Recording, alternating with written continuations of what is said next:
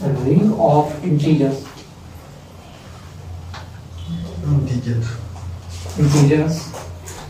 is a principal ideal ring. Principal ideal. The ring of integer is a principal ideal ring. जो आपका ring of integer क्या होता है, वो principal ideal ring बनाता है, आपको इस तरीके से प्रूव करना है। ठीक है,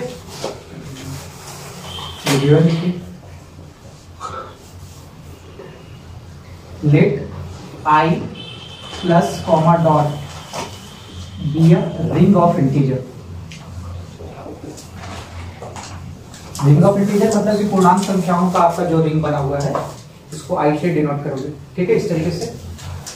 and let S be any ideal of I। आपको प्रूफ क्या करना है, to proof S is an principal ideal। S is a principal ideal। Principal ideal, आपको S को प्रिंसिपल आइडियल प्रूव करना है। प्रिंसिपल आइडियल मतलब का डेफिनेशन लिखा है कि प्रिंसिपल आइडियल किसी एक पार्टिकुलर एलिमेंट्स के मल्टीपल के रूप में। ठीक है, तो आप प्रूफ में केस फर्स्ट इस तरीके से ले लो, if S is generated by zero.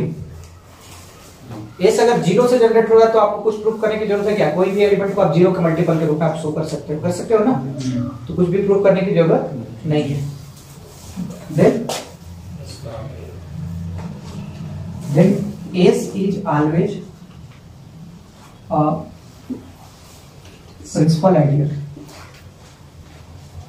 ideal G generated by zero belongs to I। ठीक है, एस क्या हो जाएगा, हमेशा एक प्रिंसिपल आइडियल बनेगा जो कि जीरो से जनरेट हो रहा है। केस सेकंड लेके चलेंगे, if S is not equal to zero, मतलब एस जीरो के द्वारा जनरेट नहीं होगा। देन इस कंडीशन में अपन लेके चलते हैं, let small n be a list element in I such that small n belongs to S। Small n क्या है, सबसे लिस्ट एलिमेंट है रिंग का, सबसे लिस्ट एलिमेंट है रिंग का। इस तरीके से है कि स्मॉल n क्या है, S के अंदर है। ठीक है, देन आपको क्या मिलेगा, जो स्मॉल n होगा, स्मॉल n का जो जनरेटर है वो हमेशा सबसेट होगा S का, क्योंकि सबसे स्मॉल एलिमेंट है। जैसे कि किसी भी रिंग में स्मॉल एलिमेंट की बात करें, आइडेंटिटी एलिमेंट के रूप में होता है। ठीक है, तो उस एलिमेंट से जो भी जनरेटर बनेगा वो तो ऑलवेज उसका सबसेट ही होगा ना, S का। ठीक है, हम लोगों को जब भी सबसेट इक्वल प्रूफ करना होता है तो सबसेट और सुपरसेट लेते हैं, और सबसेट और सुपरसेट प्रूफ कर दिए तो अपन क्या हो जाएगा, वो इक्वल हो जाएगा। तो अब यहाँ पे क्या, generator of n is the subset of s। अगर प्रूफ करते कि s is the subset of generator of n, फिर हम लोगों को क्लियर हो जाएगा।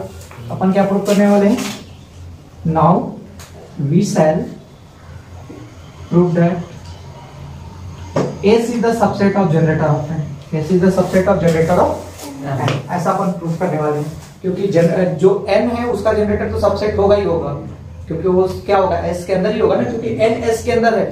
तो उससे जितने भी जनरेट होंगे, n के जितने भी मल्टीपल, जनरेटर मतलब उसका मल्टीपल, तो n के जितने भी मल्टीपल होंगे सब तो s के अंदर होंगे ना। तो सीधी सी बात है कि जनरेटर ये क्या होगा, इसका सबसेट होगा। तो हम लोगों को सिर्फ इतना प्रूव करना है कि s is the subset of generator of n।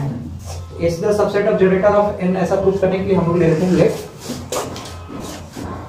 a belongs to I plus, positive number ले रहे हैं, a belongs to I plus. ठीक है, then by division algorithm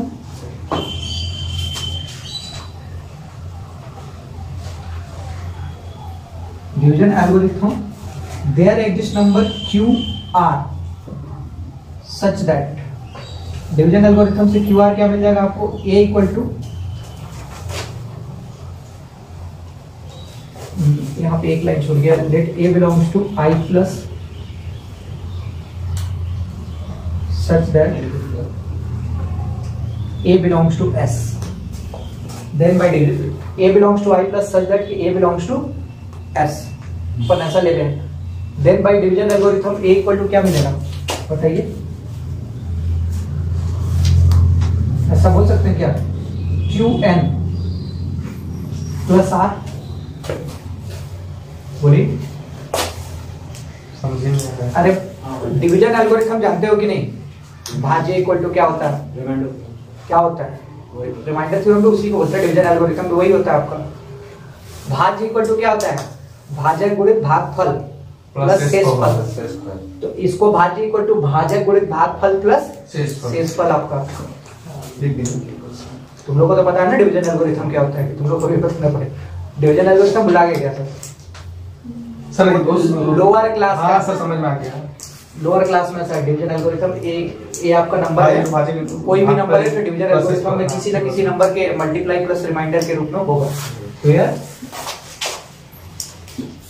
are क्या होता है, आर इज लेस देन, भागफल तो छोटा होता है ना, और इससे 0 या फिर इसके बराबर होता है। R is greater than equal to 0 और लेस देन क्यू, एक कंडीशन होता है आपका a इक्वल टू मिल गया क्यू एन प्लस आर। चलिए इतना नोट करके फिर आगे बताता हूं। कुछ इस तरीके से देखते हैं। नाउ आपका n बिलोंग्स टू s था, शुरू से ये अपन एलिमेंट लेके चलते हैं, और q किसके अंदर है, इसको Q R belongs to i such that, ring के अंदर का एलिमेंट है ना सब, Q R belongs to i and q belongs to i, this imply क्या हो जाएगा, क्यू एन आपका जो हो जाएगा बिलोंग्स टू s हो जाएगा, क्योंकि आइडियल का डेफिनेशन से होता है कि रिंग के जितने भी एलिमेंट होंगे आइडियल के एलिमेंट के साथ मल्टीप्लाई उनका उसके अंदर बिलोंग्स करता है, लेफ्ट आइडियल और राइट आइडियल होता ही है। ठीक है, इसको मान लेते हैं थर्ड या s के अंदर। अब नाउ इस तरीके से लेके चलते हैं। Now a belongs to s है and qn also belongs to s है, तो फिर से s आपका आइडियल है तो एडिटिव सब ग्रुप तो होगा ना। Then a minus qn also belongs to s, a minus qn भी s के अंदर होगा एडिटिव सब ग्रुप के डेफिनेशन से जी। ठीक है, तो a माइनस qn की वैल्यू क्या है, r, r belongs to s, but r is greater than equal to 0 and less than q।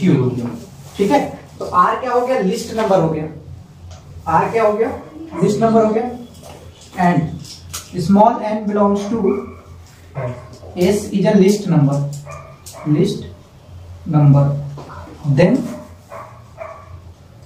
r must be 0।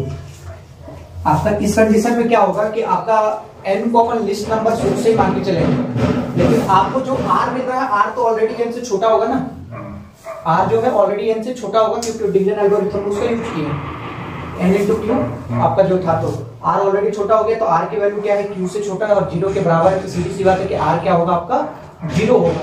r 0 क्यों होगा इसके ऊपर, क्योंकि r अगर 0 होगा तो 0 से जनरेटेड वाला पहले ही केस में अपन देख चुके हैं, तो उससे तो जनरेट होगा नहीं, तो उसको हम लोगों को नेग्लेक्ट करना पड़ेगा। तो सिर्फ एक ही कीमत पे r को नेग्लेक्ट कर सकते हो जब r क्या हो 0 हो, क्योंकि 0 के अलावा कोई और मिनिमम है तो वो है स्मॉल n। अपन मान के चले ना, स्मॉल n कब माने थे, लिस्ट नंबर, जब क्या था s is not generated by 0, 0 से जनरेटेड फर्स्ट केस था, सेकंड केस में is not generated by 0। That means कि आपका जो n है 0 को छोड़कर कोई और स्मॉल नंबर है, तो यहाँ पे r स्मॉल नंबर आ रहा है n से, जो कि क्या है, कॉन्ट्रडिक्शन है, तो देयरफॉर r जो होगा हमेशा क्या होगा 0 होगा, और r 0 होगा तो आपको क्या मिलेगा, by second a equal to Q N. तो a क्या था, किसका एलिमेंट था, s का, और s के एलिमेंट को q n के मल्टीपल के रूप में लिख रहे हैं ना, मतलब जो a है s का एलिमेंट है वो किसके द्वारा जनरेट हो रहा है, n के द्वारा जनरेट हो रहा है, n का कुछ मल्टीप्लाई करने पे। इसका मतलब है कि s is the subset of generator of n, यही तो चाहिए था अपन को, इसको मान लिया अपन 4। तो बाई फर्स्ट एंड फोर्थ आपको क्या मिल जाएगा, s is generated by n, यही प्रूफ करना s इक्वल टू n।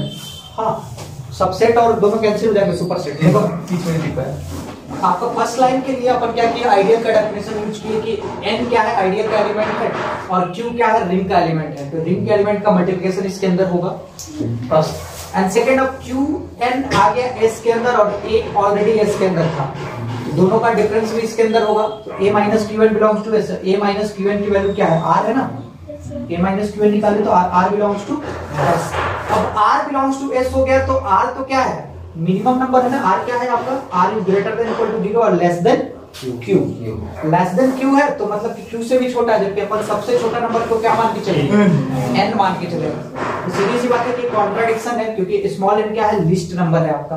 तो इस कंडीशन में r क्या हो सकता है, n से छोटा होगा, 0 से बड़ा नहीं, 0 के बराबर होगा, क्योंकि अपन जो n को सेलेक्ट किए थे तब किए थे जब क्या था कि s 0 के द्वारा जनरेट नहीं हो रहा था, मतलब कि n ऐसा बड़ा था, थोड़ा सा सुनना, n ऐसा छोटा नंबर था जो 0 के बराबर नहीं था, लेकिन 0 के आसपास का कोई नंबर होगा 0 को छोड़ के।